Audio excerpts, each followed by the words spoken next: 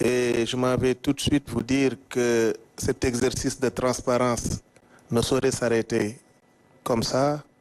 C'est la raison pour laquelle nous allons donner la parole au ministre de l'économie, du plan et de la coopération. Monsieur Abdourahmane Sarr, vous avez la parole.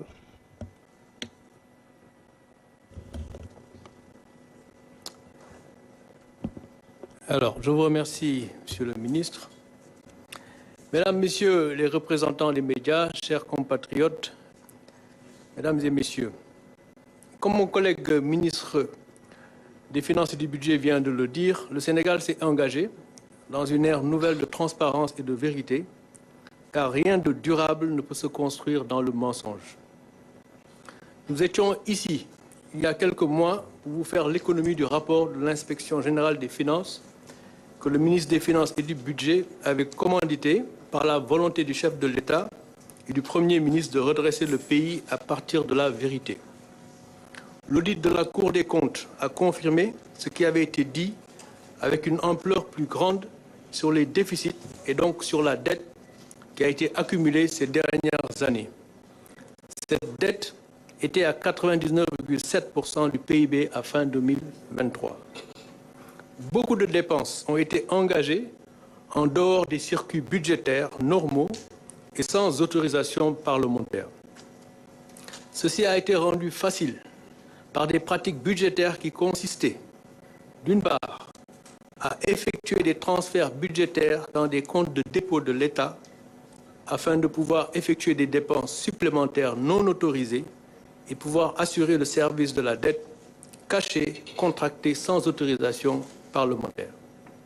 Certaines de ces dettes, dans une moindre mesure, venaient du secteur bancaire local, mais surtout de décaissements sur des projets financés sur ressources extérieures parce que l'argent était disponible auprès des partenaires.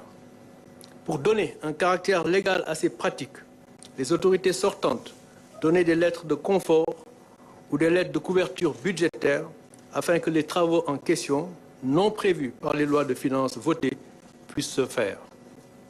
De ce point de vue, il est important de comprendre que ce n'est pas parce que des ressources sont disponibles chez des partenaires qu'il faut les mobiliser, surtout pour des projets qui ne sont pas productifs. Ce n'est également pas parce que des ressources sont disponibles qu'il faut les mobiliser, surtout si la conséquence est une accumulation de dettes que vous risquez de ne pas pouvoir rembourser puisqu'elles n'étaient pas prévues dans vos capacités. Ce sont ces pratiques que nous avons arrêtées. Mesdames et Messieurs, ce qu'il faut donc retenir est que les déficits élevés que vous avez constatés dans le rapport de la Cour des comptes par rapport à ce qui avait été annoncé par l'ancien régime sont des régularisations pour constater ces dépenses extra-budgétaires. Ces mêmes régularisations se sont poursuivies en 2024 et c'est pourquoi le déficit de l'année 2024 est également élevé, mais il s'agit en bonne partie de régularisation pour payer des travaux qui ont déjà été exécutés et qui étaient en cours ou qui étaient en cours d'exécution à notre arrivée et qui ne pouvaient donc s'arrêter immédiatement. Il y va de même du déficit budgétaire de 2025 qui est projeté à 7,1% du PIB. Ce déficit sera ramené à 3% du PIB dans un horizon raisonnable, de telle sorte à réduire également la dette à 70% du PIB, comme demandé par les critères de convergence de l'UEMOA, également dans un horizon raisonnable. Les projets qui seront inclus dorénavant dans le budget seront strictement ceux alignés à la vision 2050 et compatibles avec les lois de finances. Ce message que je viens de livrer est important et mérite répétition. Le travail qui a été fait est un travail de régularisation pour pouvoir constater l'origine du stock de la dette que nous constatons aujourd'hui et qui ne souffre pas d'équivoque chez les banques et chez les partenaires du Sénégal. Une fois cet effet compris, c'est-à-dire la connaissance du stock réel de la dette, qui est de 99,7% du PIB en 2023, quelle va être la trajectoire à l'horizon 2029-2035? La dette sera ramenée à 70% du PIB dans un horizon raisonnable, comme je viens de le dire, Elle sera donc sur une trajectoire baissière. Nous ramènerons le déficit budgétaire à 3% du PIB dans un horizon raisonnable, de telle sorte que cette trajectoire de la dette soit descendante.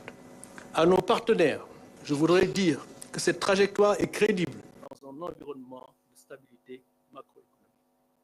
Enfin, les résultats de l'audit devraient permettre, comme l'a dit mon collègue, une nouvelle orientation en matière d'endettement avec la fonctionnalisation du Comité national de la dette qui existe déjà et qui a des procédures tout à fait appropriées dont on a fait fi ces dernières années. Si les procédures du Comité national de la dette étaient suivies comme prévu, nous ne serions pas dans la situation dans laquelle nous sommes et ce comité sera donc actionné et fonctionnera tel que prévu. Le ministre des Finances et du Budget s'assurera également, comme il vient de le dire, que le front office de la gestion de la dette sera unifié avec un back office dans une seule entité, il vient de le dire dans ses propos. Le ministère de l'économie, du plan et de la coopération s'occupera de ce qui est communément appelé middle office, qui élabore la stratégie d'endettement en ligne avec le cadre macroéconomique et la viabilité de la dette et maturera tous les projets proposés au budget. De ce fait, les manuels de procédure que nous avons déjà et qui sont en ligne avec les standards internationaux seront donc totalement exécutés. La direction générale de la comptabilité publique et du Trésor, compte tenu de ses aptitudes spécifiques, liées notamment à ses interactions avec les marchés et ses prérogatives en matière de comptabilité de la dette, devra assurer aisément l'exécution des activités propres au front et au back-office. C'est également ce que le ministère des Finances et du Budget vient de dire. La direction générale de la planification et des politiques économiques s'occupera du middle office, c'est-à-dire l'élaboration des stratégies d'endettement compatibles avec le cadrage macroéconomique. La Banque centrale, elle, sera consultée par les différentes fonctions de gestion de la dette. En ce qui concerne la vision Sénégal 2050 et la mise en œuvre de nos projets, le Premier ministre vient de finaliser un processus de sélection des priorités et les ministères vont finaliser leurs lettres de politique sectorielle d'ici la fin du mois de février pour un alignement parfait. L'avenir sera ce que nous en ferons comme Sénégalais. Si nous mobilisons nos ressources internes par la contribution de tous, en échange de biens et services publics de qualité, la vision 2050 se réalisera. Un Sénégal souverain, juste et prospère, dans des valeurs fortes, par des territoires viables et compétitifs, base d'une économie endogène mais ouverte sur le monde. Je vous remercie.